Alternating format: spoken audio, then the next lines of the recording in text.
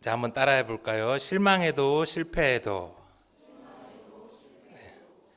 지난 주일 모든 사역을 다 마치고 이렇게 집에 막 들어갔는데 모르는 번호로 이렇게 전화가 하나 온 거예요.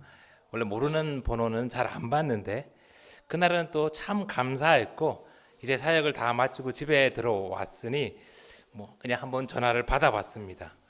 그런데 와, 20년도 더 된 제가 성대에서 컴퓨터 공학 할 때 같이 알고 지내던 그 친구였어요. 어, 20년도 넘어 이렇게 연락이 되었죠. 얼마나 반갑던지 이런저런 이야기 하다가 그 친구는 삼성전자에서 지금 20년 넘게 일하고 있다는 거예요. 그 친구가 갑자기 지난주랑 그날 오늘 설교를 들었다고 너 설교 참 잘한다고 그런 얘기를 이렇게 하는 거예요. 야, 하나님이 20년 만에 친구한테 전화하게 해가지고 야, 이 부족한 종을 위로하시는데 참 감사하더라고요.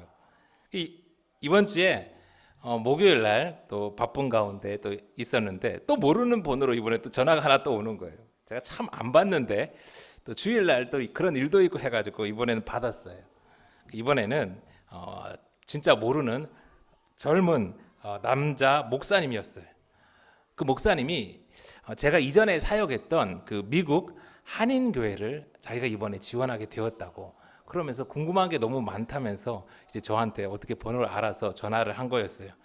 한참을 이제 그 목사님한테 말씀을 드렸더니 이제 그분이 이제 다 듣고는 마지막으로 아주 진지하게 저한테 묻는 거예요. 목사님 어떻게 영주권을 포기하고 한국으로 들어오게 됐고 또 이렇게 어려운 때에 개척까지 하게 되었냐고. 아마 그분 이제 30대 중반에 이제 미국으로 사역을 가면서 또 그 이후의 일까지 고민이 많이 되셨나 봐요. 너무 진지한 물음이어서 제가 솔직하게 있는 그대로 말씀드렸습니다. 한인교회에서 영주권을 주시기로 다 했는데 제가 지난주 말씀드린 대로 하나님이 그 밤에 너무도 강력하게 한국에 들어가서 나의 마음을 시원케 하는 교회를 세웠으면 좋겠다. 그 말씀을 하셔서 제가 순종할 수밖에 없었다고. 그렇게 영주권을 다 포기하고 미국 생활을 다 접고 한국에 들어와서 개척을 하면 전 정말 좀 될 줄 알았어요. 아니, 잘 될 줄 알았어요.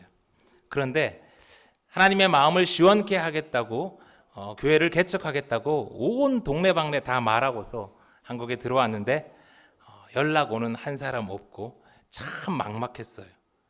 상계동에서 이렇게 몇 달을 지내면서 홀로 예배를 이제 드리면서 개척할 공간을 알아봤습니다.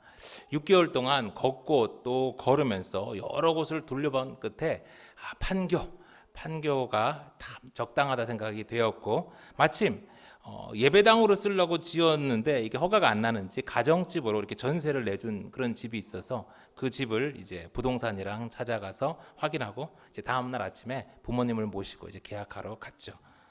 그런데 1년 넘게 비어있던 그 집이 바로 몇 시간 전에 이제 다른 사람이 와서 계약을 해버렸다는 거예요. 얼마나 낙심이 되든지 아내도 거의 한동안 밥을 먹지를 못했어요. 하나님, 분명히 하나님이 그렇게 강력히 말씀하셨잖아요. 미국에 살던 저를 억지로 이렇게 한국으로 옮기셨으면서 그러면 뭐 좀 도와주셔야지. 이게 뭡니까? 너무도 실망했고 낙심됐고 기도도 잘 안 나왔죠. 그렇게 1년의 시간이 흐르면서 저는 완전 실패한 목사가 되었어요. 근데 여러분, 에스라도 그랬습니다. 페르시아의 그 제사장으로 모든 것을 받을 수 있고 모든 것을 누릴 수 있었는데 하나님 말씀 때문에 다 내려놓고 4개월에 걸쳐서 그 고생 끝에 예루살렘에 왔는데 그렇게 왔으면 에스라가 결심한 대로 이스라엘을 가르치는 일이 좀 잘 되어야 할 것 같은데 그게 아니었어요. 예루살렘에 돌아와서 에스라가 마주친 이스라엘의 현실은 오늘 9장 1절부터 우리가 한번 들어볼게요. 이 일 후에 방백들이 내게 나와 이르되 이스라엘 백성과 제사장들과 레위 사람들이 이 땅 백성들에게서 떠나지 아니하고 가나안 사람들과 헷 사람들과 브리스 사람들과 여부스 사람들과 암몬 사람들과 모압 사람들과 애굽 사람들과 아모리 사람들의 가증한 일을 행하여 그들의 딸을 맞이하여 아내로 며느리로 삼아 거룩한 자손이 그 지방 사람들과 서로 섞이게 하는데 방백들과 고관들이 이 죄에 더욱 으뜸이 되었다 하는지라. 그 사람들은 바벨론에서 포로로 있다가 그래도 하나님의 은혜로 예루살렘으로 다시 돌아온 사람들인데 이 60년의 세월이 흐르는 동안 이 돌아온 사람들은 이방인들과 결혼하고 우상을 받아들였다가 그만 심판을 받아서 멸망한 포로로 끌려가기 전 이스라엘 사람들과 하나도 다를 바가 없는 그런 삶을 살아가고 있는 거예요. 더욱 기가 막힌 거는 그런 음행과 악행에 방백들과 고관들이 그 이스라엘 공동체의 리더들이 앞장서서 그 일을 했다는 것이죠. 에스라가 얼마나 큰 실망을 했는지요. 9장 3절에 보니까 속옷과 겉옷을 다 찢고 머리털과 수염을 막 뜯고 기가 막혀서 앉아 있는 겁니다. 한참을 있다가 저녁 때가 되어서 에스라는 다시 무릎을 꿇고 여호와 하나님께 손을 들고 기도합니다. 그 기도의 내용이 6절부터인데요. 우리 다 같이 한번 봉독할게요. 시작. 말하기를 나의 하나님이여 내가 부끄럽고 낯이 뜨거워서 감히 나의 하나님을 향하여 얼굴을 들지 못하오니 이는 우리 죄악이 많아 정수리에 넘치고 우리 허물이 커서 하늘에 미침이니이다. 부끄럽고 낯이 뜨거워서 감히 하늘을 향하여 얼굴을 들지 못하겠다고, 죄악이 내 머리에 넘치고 하늘까지 닿는다고 에스라는 그렇게 울면서 기도를 합니다. 그런데 여러분, 이 에스라의 기도를 다시 한번 잘 보세요. 우리 에스라가 이방 여인과 결혼했나요?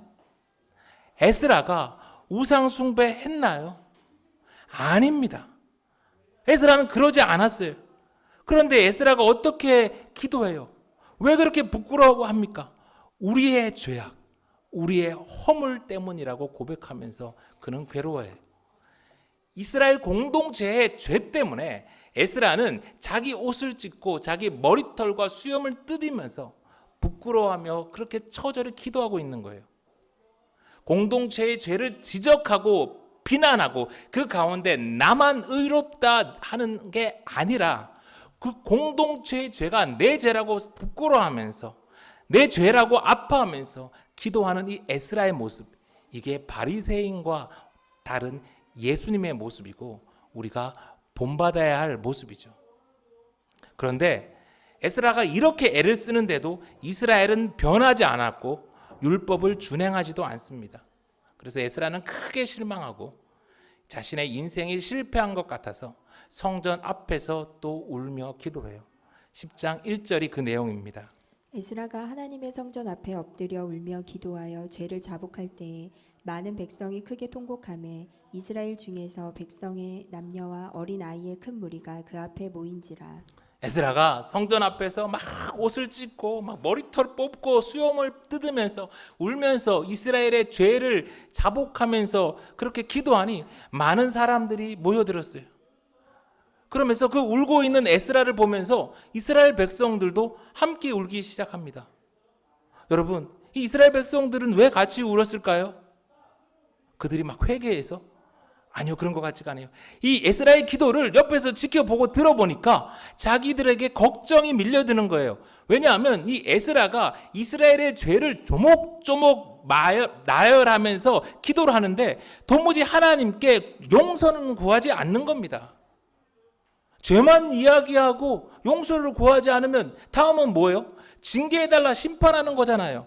거기다가 에스라가 뭘 들고 있어요?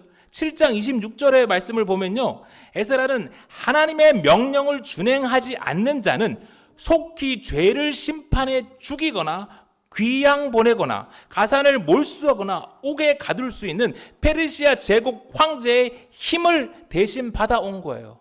하나님이 심판 안 해도 에스라가 그냥 심판해 버릴 수 있는 겁니다. 그러니 성전 앞에서 이 에스라가 하는 그 기도를, 이 수염을 뜯고 머리를 뜯으면서 하는 이 처절한 기도를 본 이 백성들은 야이코, 이제 큰일 났다. 좀 미친 에스라가, 미쳤다고 하긴 그렇지만 저 에스라가 기도하고 나서 이제 나와서 무슨 짓을 할지 모르라 백성들은 벌벌 떨면서 아이고 우리 인생도 이제 끝장났구나, 두려워 떨며 울 수밖에 없었던 것이죠. 그런데 아주 그때 놀라운 일이 일어납니다. 10장 2절부터 말씀 들어보세요. 엘람 자손 중 여이엘의 아들 스가냐가 에스라에게 이르되 우리가 우리 하나님께 범죄하여 이 땅 이방 여자를 맞이하여 아내로 삼았으나 이스라엘에게 아직도 소망이 있나니 곧 내 주의 교훈을 따르며 우리 하나님의 명령을 떨며 준행하는 자의 가르침을 따라 이 모든 아내와 그들의 소생을 다 내보내기로 우리 하나님과 언약을 세우고 율법대로 행할 것이라. 엘람 자손 중 여히엘의 아들 스가냐라는 이가 그때 나타난 거예요. 뒤에 말씀에도 또 보면 나오지만 그는 이방 여인을 아내로 맞이한 죄인이 아니었어요. 그런데 그는 어떻게 고백합니까? 그 역시 에스라와 마찬가지로 우리 하나님께 범죄하였다라고 고백을 합니다. 그러면서 이스라엘에게 아직도 소망이 있다며 하나님의 말씀을 따라서 이방 여인들을 다 내보내고 하나님과의 언약을 다시 새롭게 하고 하나님의 율법대로 준행할 것이라고 그렇게 선언하죠. 거기서 그치는 것이 아니라 에스라에게 4절 그 말씀대로 당신이 마땅한 할 일을 하고 있으니 일어나라고, 그러면 우리가 도울 거라고, 다시 힘써 행하라고 그렇게 에스라에게 힘을 줍니다. 에스라는 비록 실망하고 실패해서 엎어져 울고 있었지만 하나님은 스가냐를 통해서 다시 소망이 있음을 알게 하세요. 하나님은 스가냐를 통해서 다시 에스라를 일으키셨어요. 그리고 하나님은 제게도 그러셨죠. 미국에서 돌아와서 개척했는데 실패하고 실망한 가운데 1년을 갈 곳 없이 보냈죠. 그러다 일산에 있는 대형 교회에 다시 부목사로 일할 수 있어서 참 기쁜 마음으로 가서 열심히 일했습니다. 그런데 그만 1년도 못 되어서 과로와 스트레스로 다시 암에 걸렸고 또다시 저는 큰 실망 속에 엎어졌어요. 다시 실패한 인생이 되었죠. 그렇게 2년이 흐르고 여전히 갈 곳도 없고 오라는 곳도 없어 집에서 가족과 함께 예배를 드리게 되었는데 뜬금없이 한 형제의 전화가 왔어요. 우리 박 집사가, 그땐 형제였는데, 목사님 앞으로 어떻게 할 거예요? 몰라, 집에서 아내랑 애들이랑 예배 드리려고. 그랬더니 우리 박 집사도 같이 예배 드리고 싶다고. 그렇게 예수생명교회가 시작되었어요. 하나님은 실망하고 실패한 저를 여전히 주목하고 계셨어요. 하나님은 아무것도 할 수 없어 엎어져 있던 저를 포기하지 않으셨어요. 하나님은 다시 소망이 있음을 알게 하시고 쓰러진 저를 다시 일으키셨죠. 에스라를 일으키고 저를 일으킨 하나님께서 여러분 또한 일으키실 줄 믿습니다. 아멘. 또 스가냐가 이 에스라를 일으킨 것처럼 여전히 이스라엘에게 소망이 있음을 알게 한 것처럼 여러분도 또 엎어진 누군가를 일으키는 하나님의 사람이 다 되기를 간절히 소망해요. 아멘. 실패한 것 같았더니 이스라엘의 회복은 에스라가 일어남으로 다시 시작됩니다. 일어난 에스라는 제사장과 레위 사람과 온 이스라엘에게 이 스가냐의 말대로 행할 것을 맹세시켜요. 그리고 다시 성전 방으로 들어가서 이스라엘을 위해 음식도 물도 마시지 않고 기도를 이어갑니다. 7절부터 말씀. 유다와 예루살렘에 사로잡혔던 자들의 자손들에게 공포하기를 너희는 예루살렘으로 모이라. 누구든지 방백들과 장로들의 훈시를 따라 3일 내에 오지 아니하면 그의 재산을 정몰하고 사로잡혔던 자의 모임에서 쫓아내리라 하매. 에스라에게는 페르시아의 왕에게 위임받은 강력한 권한이 있으니까 이 바벨론에서 포로로 있다 돌아온 사람들이 뭐 어쩔 수 없죠. 에스라의 말대로 그냥 예루살렘에 모이게 됩니다. 다들 이 어찌 되나 이게 두려워하면서 떨고 있는데 거기다가 어떻게 되었어요? 사람들 위로 큰 비까지, 오늘처럼 이렇게 잔잔한 비가 아니라 폭우가 쏟아진 거예요. 분위기가 뒤숭숭한 정도가 아니라 쌀벌했습니다. 그러자 드디어 때가 되어 이 에스라가 식음을 전폐하고 하던 기도를 마치고 나와서 백성들한테 선포해요. 10절의 말씀.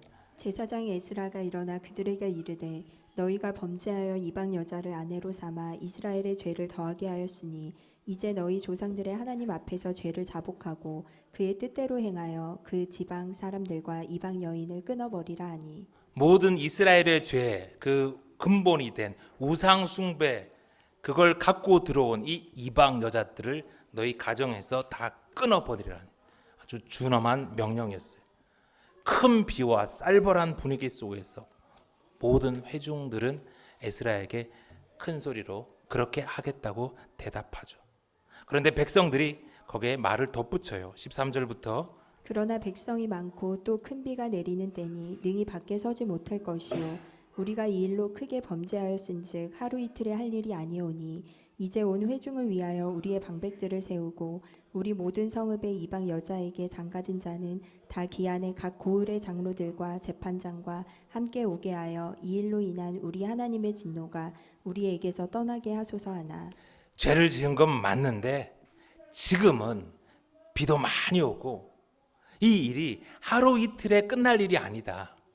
그러니까 먼저 이 일을 조사할 리더들을 세우고 이방 여자들과 결혼한 이 상황에 대해서 자세히 조사하자. 그리고 그 다음에 이제 우리가 이방 여인을 떠나게 하자라는 온갖 핑계를 대면서 시간을 끄는 거죠. 그러자 그런 사람들의 모습을 본 몇몇 사람들이 다시 일어납니다. 15절 오직 아사엘의 아들 요나단과 디과의 아들 야스야가 일어나 그 일을 반대하고 무슬람과 레이 사람 사푸대가 그들을 돕더라. 그러면 안 된다는 겁니다. 지금 당장 우리 서둘러 이방 여인과 우상을 끊어내야지 비그치기 기다렸다가 조사할 사람 다 뽑고 나서 언제 이방 여인을 끊어낸다는 것이죠. 그러다가 다시 우리는 심판받아서 다시 바벨론의 포로로 끌려갈지 모른다는 것이죠. 그러나 소수였던 그들의 의견은 무시됩니다. 다수였던 이스라엘 사람들이 어떻게 했어요? 우리가 죄 지은 건 맞는데 이런저런 사정이 있으니 우리가 다음에 하자고 에스라를 압박하죠. 그 결과 어떻게 돼요? 16절부터 보니까 사로잡혔던 자들의 자손이 그대로 한지라 제사장 에스라가 그 종족을 따라 각각 지명된 족장들 몇 사람을 선임하고 10달째의 초하루에 앉아 그 일을 조사하여 첫째 달 초하루에 이르러 이방 여인을 아내로 맞이한 자의 일 조사하기를 마치니라. 이방 여인과 결혼할 사람을 끊어내는 게 아니라 누가 결혼했는지 조사하는데 70일이나 걸리다가 그만 해가 넘어가 버렸어요. 여러분, 하나님이 원하시는 게 지금 이방 여인 이 결혼한 사람 조사하는 겁니까? 아니잖아요. 하나님이 원하시는 거는 이방 여인을 결혼한 사람을 끊어내는 것이죠. 이스라엘에서 우상을 없애는 거였어요. 그런데 당장은 하나님의 진노가 무서워서 금방 할 것처럼 대답했던 이 사람들이 비가 그치고 하나님의 진노가 잠시 멈춘 것 같으니까 다시 시간을 끌다가 정작 아무것도 하지 않은 채 해를 넘겨버리죠. 여러분, 사단이 가진 강력한 무기가 다음일, 다음. 기도해야지, 다음에. 전도해야지, 다음에. 헌신해야지, 다음에. 인생에 큰 비가 오고 하나님의 진노가 앞에 있을 때에는 전 재산이라도 내 생명이라도 하나님께 드릴 것처럼 이렇게 하던가 조금만 괜찮아지면 언제 그랬는지 다음에 하나님 다음에 할게요. 그게 우리 인간의 모습이죠. 첫 전교인 수련회, 청소년부 예배 업그레이드, 또 한동안 교회를 비울 일정, 빠듯한 재정, 온갖 이유를 대면서 저는 우리 아이들도 많은데 전도는 다음에, 지금도 힘든데 전도는 다음에 그랬는데 우리 성도님들이 5월에 있는 피크닉, 우리 교인들 위한 피크닉 대신 전도 축제를 하자고 해서 제가 얼마나 한편으로는 찔리면서 한편으로는 또 감사했는지 몰라요. 사진 좀 보여줄 수 있을까요?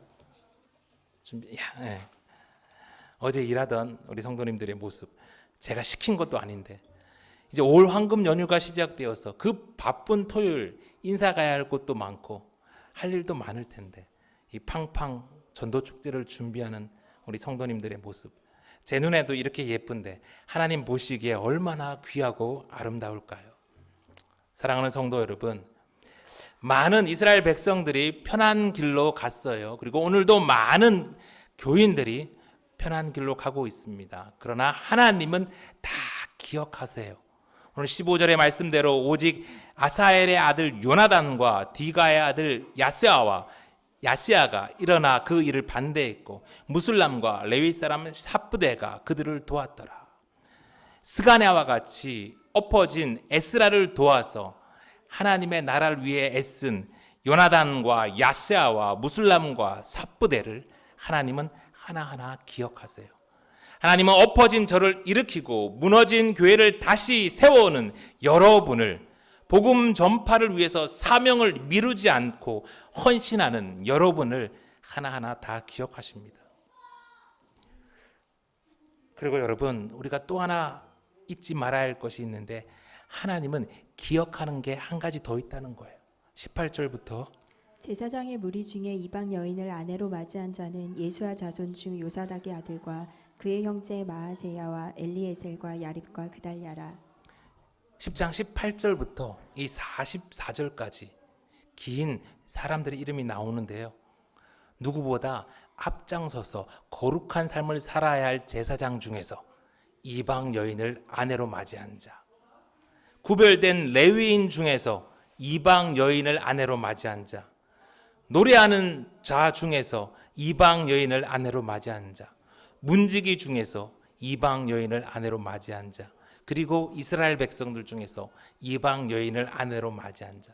하나님은 이방 여인을 아내로 맞이한 112명의 이름을 그냥 성경에 박제해 놓으셨어요. 모두가 바벨론에 있다가 포로였다가 돌아온 사람들인데, 모두가 하나님의 큰 은혜를 입고 예루살렘에 온 사람들이었는데, 어떤 사람은 스가냐란 이름으로, 어떤 사람은 이방 여인을 아내로 맞이한 이름으로 영원히 하나님께 기억되고 있어요. 오늘 에스라의 말씀은 그렇게 끝이 나죠. 은혜를 입었음에도 제사장부터 일반 백성들까지 이방 연인과 혼인했던 수많은 사람들, 그리고 말만 하겠다 했지 시간만 질질 끌면서 아무것도 안 한 이스라엘 백성들, 여기까지만 보면 에스라는 실패한 인생 같습니다. 그리고 에스라를 통한 하나님의 계획도 실패한 것 같죠. 그러나 에스라는 여기서 끝나지 않잖아요. 우리가 알다시피 에스라와 느헤미야는 원래 하나의 책이에요. 에스라의 이 이야기는 느헤미야에서 계속 이어집니다. 하나님은 에스라를 통해 시작한 이 계획을, 비전을 느헤미야를 통해서 계속해서 이어가세요. 하나님은 성전을 단지 건물 성전으로 회복시키는데 그치는 것이 아니라 하나님은 성벽 재건까지 준비하고 계셨어요. 그 재건된 성벽 안에서 다시 에스라를 일어나게 해 말씀이 선포되게 하는, 온 예루살렘이 다 하나님의 성전 되게 하는 놀라운 하나님의 계획을 이어가세요. 이제 말씀을 마칩니다. 사랑하는 성도 여러분, 왕에게 구하는 것은 다 받을 수 있던 제사장이자 학사 에스라도 실망하고 실패했습니다. 에스라도 울며 엎어졌어요. 하물며 우리가 뭐라고, 우리가 어떻게 실망하지 않고 실패하지 않을 수 있겠습니까? 그러니 그럴 때 모든 것이 다 끝났다는 사람들의 말을 듣지 마십시오. 세상에서 답을 찾지 마십시오. 가는 길을 멈추지 마십시오. 절대 포기하지 마십시오. 하나님이 우리를 주목하고 있습니다. 하나님을 믿으면 끝난 것입니다. 하나님을 만나면 끝난 것입니다. 실망하고 실패한 에스라를 일으킨 하나님이, 실망하고 실패한 못난 저를 다시 세우신 하나님이 여러분 또한 다시 일으킬 것입니다. 선하신 하나님은 오늘도 우리를 주목하시며 오늘도 여전히 우리를 사랑하시며 우리를 통해 놀라운 하나님의 그 큰 계획을 이루어 가실 것입니다. 이 귀한 하나님의 역사에 예수 생명의 가족들 모두가 다 동참하기를 간절히 소망합니다.